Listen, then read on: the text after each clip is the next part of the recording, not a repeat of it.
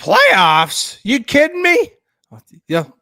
No, the Steelers are in the playoffs. Welcome to the Southside Beat here on the DK Pittsburgh Sports Podcasting Network. My name is Chris Halicke. Joining me, Greg Macafee, Matt Williamson. How you guys doing? Fantastic. Ravens weekend, playoff week, all rolled into one. Let's go.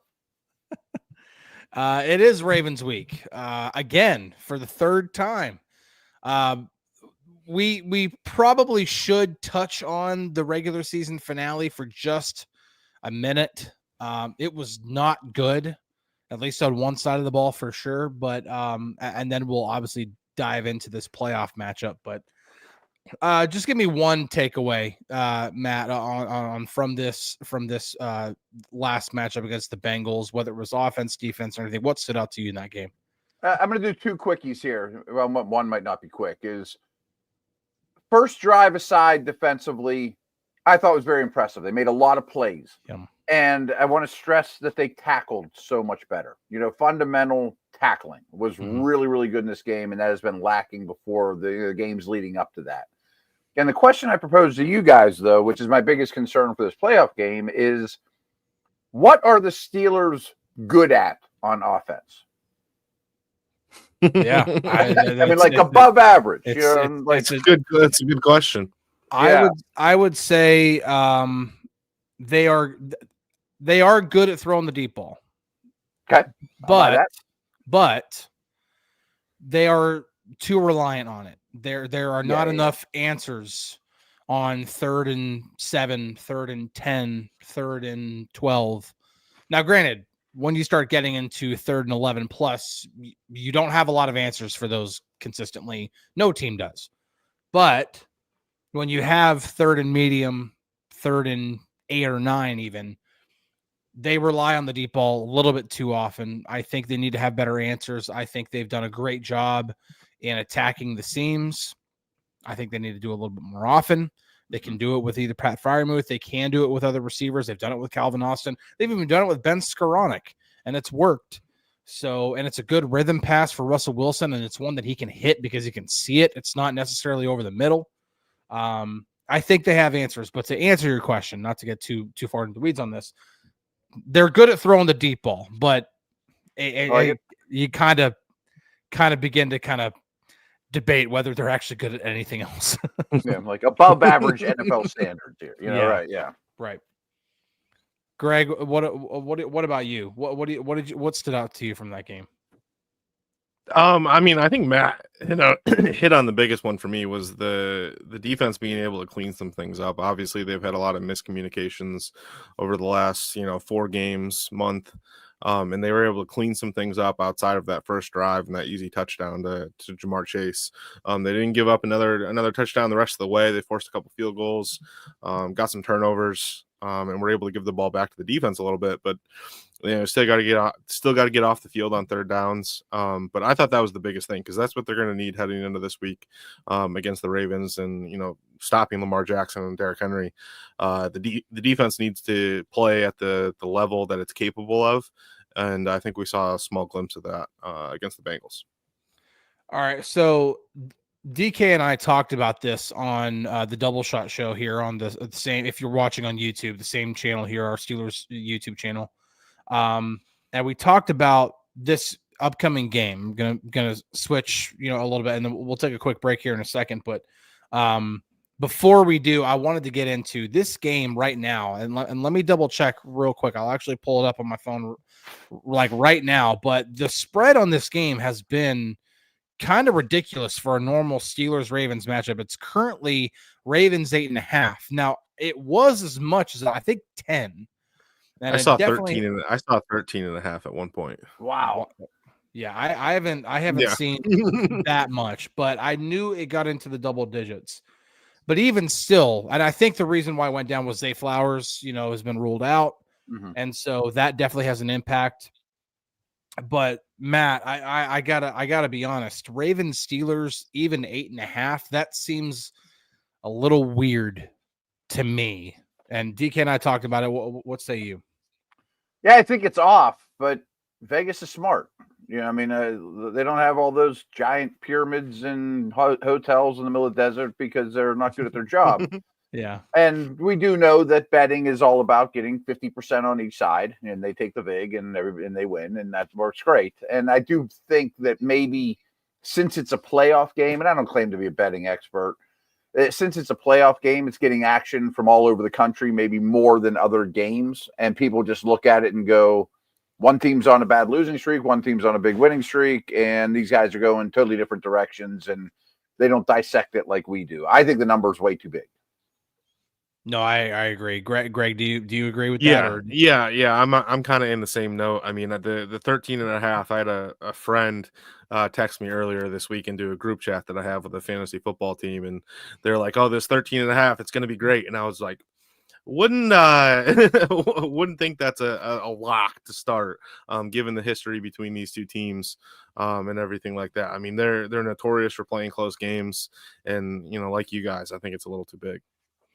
Yeah, I look at a number of different factors, and I would think, and Matt, you brought up a great point, because a lot of these people that are going to be placing bets are just going to be looking at the Ravens. They're trending this way. The Steelers are trending this way. And so they're just going to think, oh yeah, this is easy. 8.5 points. No big deal. But I look at, now granted, you could look at Mike Tomlin's recent streak of playoff failures, but I also look at the fact that Lamar Jackson is 2-4 in the playoffs. Sure. Look at the fact counteract each other, Yeah, I can also look at the fact that of all the teams that Lamar Jackson faces, the Steelers are the team that he's the worst against. He played a good game last time, and honestly, I do think that the last 3 times Lamar Jackson has faced the Steelers, he's actually been pretty good. He's made a couple of key errors in all of those games. Not so much the most recent one, but the last 2 that were in Pittsburgh for sure definitely made some key errors, but still overall played a really good game. Just maybe not at that, oh, by the way, this is like Lamar Jackson owns the NFC type game. But MVP level stuff. Right. Yeah. Right. But still, I look at those things and I'm like, I don't understand why the betting odds are so skewed toward the Ravens. I do think the Ravens cleaned up their biggest issue, which was on the secondary, and that's made them a very formidable team. It's made them, I think, a better football team than the Steelers. But we can dive into this. As a matter of fact, let's just go ahead and take a quick break. And when we come back, we're going to dive into this matchup, because each team has had success against the other this season. It's not like that first matchup between these two was all the way back in September when they're in very, very different stages. That first matchup was in week 11. And it wasn't all that long ago that this team was, that the Steelers team was even playing some good football. So let's take a quick break, and when we come back, we'll dive into this and see if there's any way the Steelers can overcome an 8.5 point spread and actually beat their arch rival. At DK Pittsburgh Sports, we take pride in coverage that connects our city's fans to their favorite teams. Now, that connection's stronger than ever. Introducing our all-new state-of-the-art app. Find expert inside reporting and original podcasts. Check live box scores. Track the latest stats. Chat it up with our community of thousands of fans, all in one place.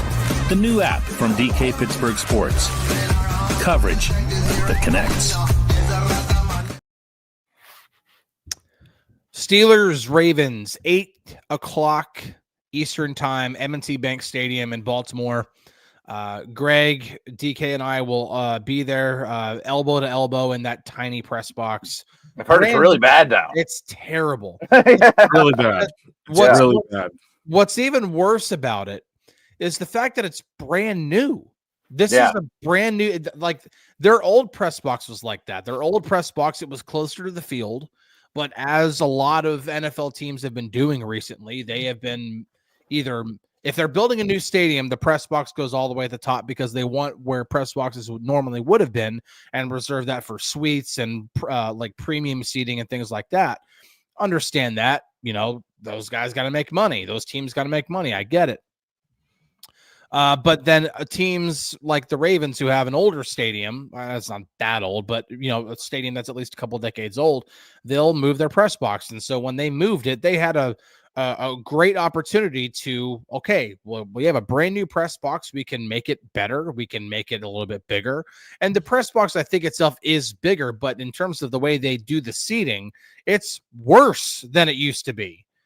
Oh, Yeah, and by the way, sight lines are worse. Everything I heard. Yeah. I mean, the simple fix is just the amount of seats that they put out for media members and how they spread people out. I mean, there are multiple people at the last game that just went back a couple rows. But the thing is, they didn't have any room. we won't have that option because this is the playoffs. There are going to be more people in that press box. We're going to be jammed in there like sardines. But it's going to be bad. And then, by the way, just a peek behind the curtain a little bit, the locker room. The away locker room is even worse. I've heard that too. There is literally no place to walk whenever it's like after the game because the players' bags are all on the floor and like literally that is the only way to walk throughout the locker room. There is literally to walk on their bags, and so you're like, "I'm sorry, TJ, I'm standing on your stuff." Right. By the way, your phone wasn't in there, right? Yeah, gosh. All right, so. How does this team beat the Ravens? How do the Steelers overcome what they've been doing over these last 4 games? And I do think, Greg, to what you brought up earlier, that the defense at least fixed some things. Matt, you brought it up too, that outside of that first drive, the defense was significantly better. But Matt, how does this team beat this Ravens team, especially with the way the Ravens look now? All right, here's some things that I think favor the Steelers in that health compared to last time around, for sure. Pickens, Elliott, Ogunjobi, Porter, et cetera, et cetera. I think that is night and day difference. I stress this, I think, almost every Friday we have these conversations, but I think it's important to note now. Penalties. I mean, the Ravens are second worst in the league in penalties. The Steelers, despite their issues lately, are second best in turnover differential and special teams. They have the best kicker in the league, and they have advantages in all 3 of those really important areas that way too often get overlooked. And another positive, I think, is going back to injuries, is Zay Flowers being out. I mean, I think this has such a ripple effect in that we've seen these teams attack the Steelers with quick game, under 2.5 seconds. Well, that's their quick game guy. I mean, he's their get open now dude. I mean, if you're going to attack the Steelers with quick game, it's going to Zay Flowers a high percentage of the time. And with him out, I think the remedy is pretty simple. That you say, hey, Joey, you have Bateman. We're playing 10 on 10. I'm not even helping you. I mean, you guys are on your own planet. You just follow him to the 5th row. And our safeties can do what they can, if not battle or win. Likely and Andrews. I mean, Elliott and Minka against those two for the most part, and it won't be like that. We're not playing man-on-man 5-on-5 hoops here. Yeah. But you get the idea. Yeah. And the rest of you are going to be near the line of scrimmage, run blitzing, come after, being aggressive, trying to get tackles for loss, trying to get Henry on the ground before he gets to the line of scrimmage. Cam, you're a heck of a lot better than their left guard. They may bring it, and I don't think the Ravens are going to use any 11 personnel. They're a low 11 team, and now you take your best receiver out. So it's going to be a lot of big people on the field, which I love. I'd rather have Benton or Roberts on the field than Sutton or Beanie or, you know what I mean? So I think that stuff's great. You notice I didn't mention anything about when the Steelers have the ball, though. So, but before we get to that side of the ball, Greg, you actually wrote something on our site, DK Pittsburgh Sports, this week about Deshaun Elliott being in the game instead. And so, can you kind of dive into that a little bit? Not necessarily exactly what you wrote, but just that idea of especially with Zay Flowers being out, I think a lot of attention does go to well, how does this team better defend Mark Andrews and Isaiah Likely, because that's one of the most dangerous, if not the most dangerous, tight end duo in the league. And so how do they defend it? Does Deshaun Elliott's presence here make that much of an impact in which they're like, okay, I think they can do better against these tight ends? Yeah, I mean, I think in general, Deshaun Elliott's presence on the defensive side has been huge for them all year long. I mean, he's the second leading tackler on the team. He wasn't around when they played the Ravens last time around, and both Andrews and Likely scored. albeit both of those scores came on blown coverages and they were wide open in the end zone or short of the end zone. But I mean, he's been dropping down into the box all year long to go one-on-one with, or to match up against tight ends. I mean, we saw him do it against Travis Kelce. He's a big physical guy that has the ability to cover guys like Andrew and Likely, and he's gonna play a big role. I mean, even if it's in the run defense, it's along with coverage of tight ends, he's going to play a big role this weekend. All right, I'm going to bring up the offensive side of the ball. Super quick. I also think Elliott's a real glue guy in terms of communication. Oh, yeah. Yeah. I mean, I think he does a lot of the little things that have been missing. Mm-hmm. Yeah. And I do think them getting him back was a big part of them having success. Now, granted, he came back before the Bengals game. But again, you didn't really have time. You know, you had the 6 days in between the Eagles and Ravens. You had the 4 days between the Ravens and Chiefs. And so you really didn't have time to work through a lot of the stuff in practice. And so I do think that you saw better communication and more cohesiveness on the defensive side against the Bengals, which makes me feel like, okay, maybe this defense with a full week's preparation against the Ravens can build off of that a little bit and play a more sound game. Switching to the offensive side of the ball, there's a lot of I wrote about it this week. Yeah. I wrote a lot of that. Yeah. So you're speechless. Yeah. So I wrote about it this week because Arthur Smith talked, and he had a lot of things to say when it came to possibly making changes. He talked about burning the boats, which that meant didn't matter what's happened through the ups and downs of the season. And there have been ups and downs. Remember, everybody's down in the dumps right now, but at one point this team was 10-3. At one point the team was 6-1 with Russell Wilson at quarterback. So there have been ups too. And he's like, we're forgetting it all.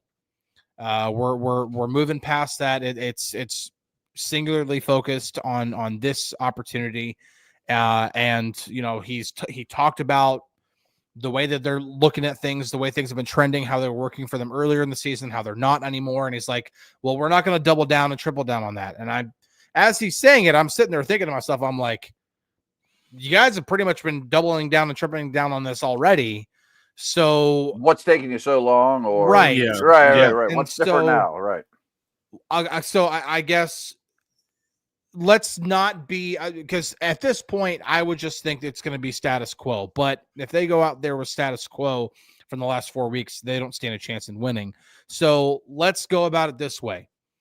Let's try to formulate a game plan for how to beat the Ravens. What do the Steelers need to do?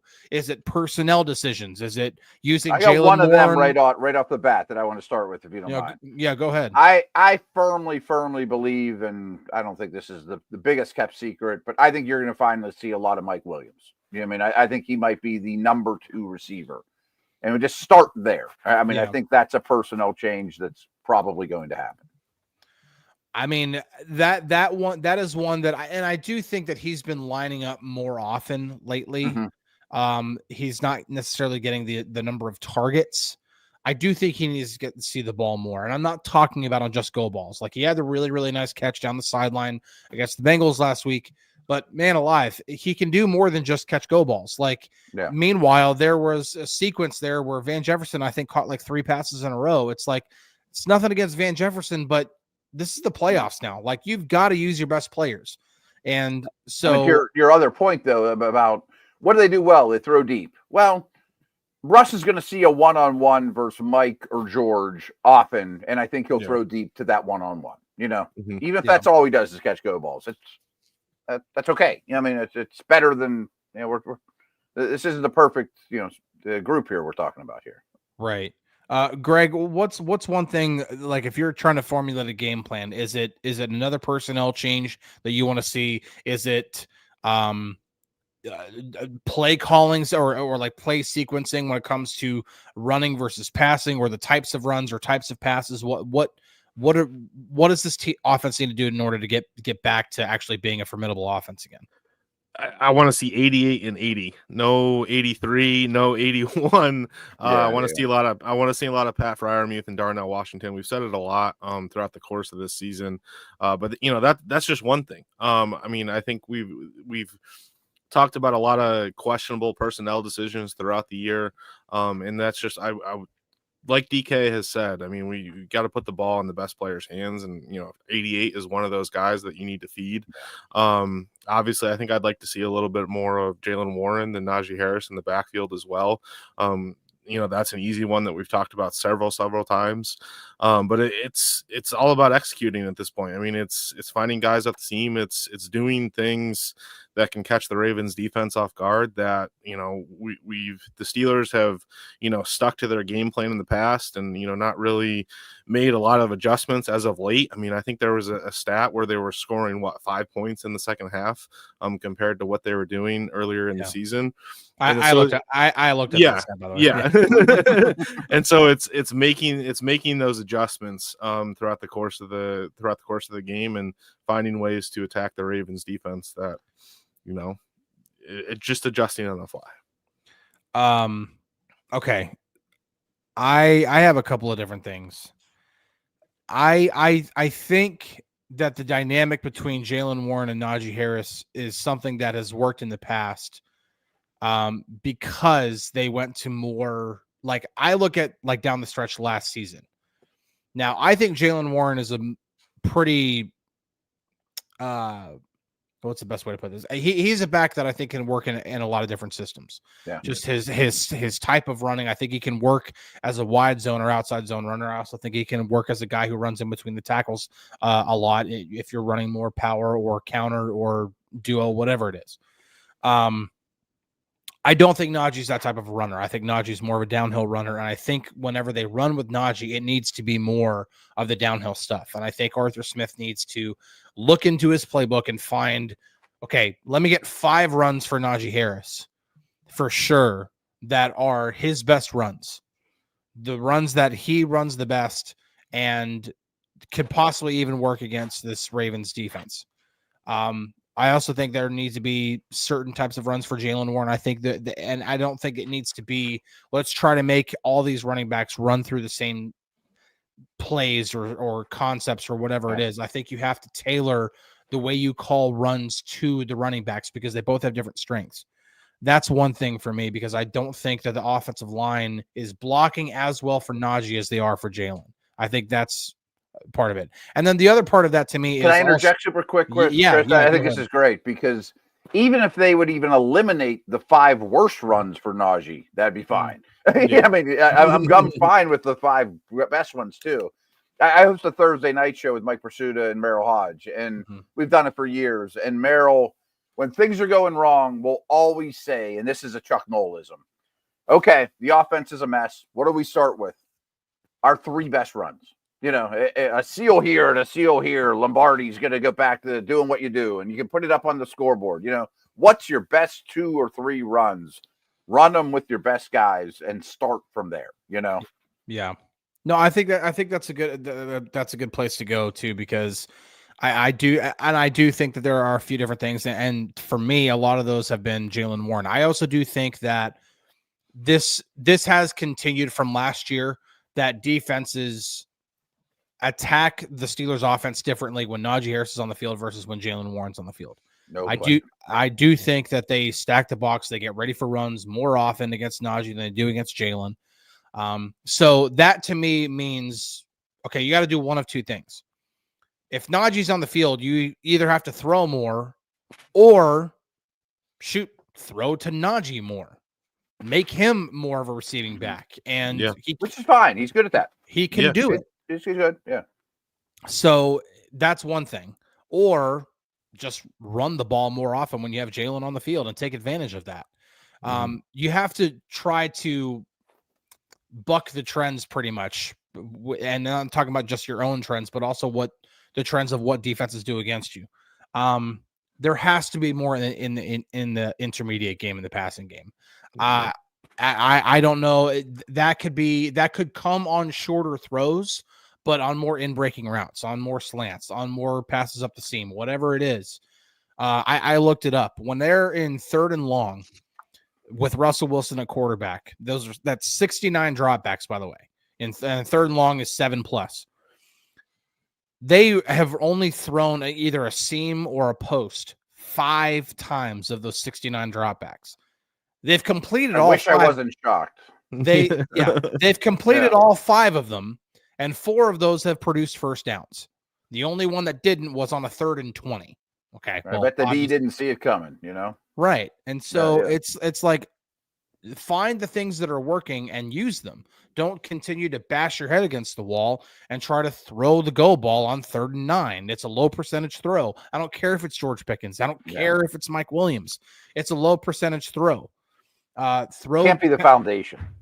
Right. Those are the things that you can do when you try to catch a defense, or if you get a good look and you are in good field position where if at least you don't convert, okay, well, we're at least near the 50, and now Corliss Waitman can pin them inside the 10, or at least pin them inside the 20. And now we can kind of at least flip the field on them. Don't be at your own 27-yard line and have 3rd and 9 and just chuck a go ball to George Pickens. Even if it works, it doesn't mean it was a good decision. It just means that your players just made a play. They made a play that day. Right. Yeah. Right. Yeah. So, all right, I'm going to be done talking for a while. What else can this? Because I feel like we can go forever about fixing this offense. Yeah. So, Matt, what else specifically against this Ravens defense? What is the weakness? Because they fixed the secondary. They're not giving up big explosive passes anymore. How do you attack this Ravens defense? I don't have great answer for that. I mean, again, not that the defense is impenetrable. Right. Again, I think it just goes back to the first conversation. What are you good at? And a couple things I would just add to what you guys were saying is, if anyone's arrows pointing up on offense, I would say it's Freiermuth. I mean, I think he's playing better and better. And I know he had a drop and a fumble in the last couple of games, but I'm not going away from him in any way, shape, or form. No way. And, to your guys' point too, Warren might be their second best or most potent skill guy. I mean, Warren needs to touch the ball a lot. And if you get them on those linebackers, including Roquan, I think he'll do really well. And I want him touching the ball a lot in this game. Burn the boats. I mean, go with your best guy. Maybe he's not a workhorse, but you have to win this battle, Yeah. All right. Moment of truth. Who wins this game? Who walks away from M&T Bank Stadium with a matchup in the divisional round, whether it be the Ravens against most likely the Bills, or whether it be the Steelers most likely traveling to Kansas City? Greg, what do you got? I'm going to be an optimist, and I'm going to say Steelers 24, Ravens 21. I think that they're going to be able to figure things out here in the playoffs. I think the burn the boats concept is going to work for them on offense. They're going to, kind of get out of their own heads and, change things as the game goes on. If it's not working, rather than sticking to their concepts that they've used throughout the course of the season. And I think the defense kind of goes back to what they did the first time around against the Ravens and, finds a way to limit Derrick Henry and limit Lamar Jackson and, force them to beat them with either the tight ends or Rashad Bateman on the outside. I think the defense finds a way to get it done, and the offense finds the end zone a couple times. Matt, what do you got? Who's winning? I absolutely believe the Steelers have to win the turnover battle. Yeah. And it might be even more than that they might need to block a punt or have 2 Tucker missed kicks or a tip ball that turns into a pick 6 or a strip sack. And I don't think any of those things are that far-fetched, to be honest with you. I think all those things aren't all that crazy to wish for or predict. So initially, my score of this game was Ravens 27, Steelers 17. Then I fouled it on, our Slack page, 24-17 Ravens. Then today I went 20-17 Ravens. Tomorrow I might go 2017 Steelers. Like, I keep talking myself more and more into this is a highly winnable game, but I'm going 2017 Ravens at the moment. They're really good. Yeah, breaking the tie again. I want to believe that the burn the boats thing is happening. Mm-hmm. I really do. I think Arthur Smith is a good offensive coordinator. I do think that he, with a better opportunity to have For Omar Khan 12 straight first down runs. Yeah. That's not exactly burning the boats, right? Right. Fix that stuff. But I do think that Arthur Smith in his second year in this offense will most likely do better when maybe they have some running backs that are a little bit more tailored to what he wants to do. The running game can be better, ergo the passing game can be better, so on and so forth. Anyway, for this game, I just don't see a lot of wholesale changes. It's not this time of year. People want to go back to when the Steelers took the Colts by surprise in the 2005 playoffs, and they came out throwing in on those first two drives and went up 14-0. That's just okay. That's just play calling. They still use the same playbook. They still, it's not like they threw out the old playbook and brought a new one in. Now, granted, Arthur Smith. How much more can you do that you haven't? Right. Yeah. And so Connor Hayward's going to get 25 touches in this game. No. Yeah. Until I see it, I really don't believe it. I do think there will be some changes, but I think those changes will be more on the minor side. I don't think you're going to see Mike Williams get as many snaps or be within 6 or 7 snaps of George Pickens. I don't think you're going to see, Jaylen Warren out snap Najee by 20 or something ridiculous like that. So I trust the defense to have a pretty decent game. I think they can limit the Ravens to a certain extent, but at the end of the day, in this matchup, I think Lamar Jackson has figured some things out in terms of how to play against this defense. And as long as he can, if he can avoid getting off to a rough start and he can kind of settle in and just let the football game be the football game. The Steelers don't get to him early and either get a big time sack or a turnover right away or whatever it is. I think Lamar Jackson settles in, and I think they do enough to at least outscore the Steelers. So I'm going to say Ravens win this thing 23-19. I'm going to use some sort of weird number in there just because it's Steelers Ravens. It'll be weird. Some sort of weird situation that'll just end up happening. So there'll be a safety, right? Something along those lines. So 23-19, Ravens win. That's my guess. So we're all taking the points, though. Yes, I am. If I'm a betting man, I'm taking the Steelers plus 8.5 all day long. Me too. So yeah. Anyway, thank you everybody for listening. Really appreciate it. Regardless whether the Steelers win or lose, we will be back next week to either break down a loss or to quickly break down a win and then look forward to most likely a matchup in Kansas City or wherever they'll be playing. But either way, we'll be back next week. So until then, we'll catch you guys on Flippity Flip. We'll see you later.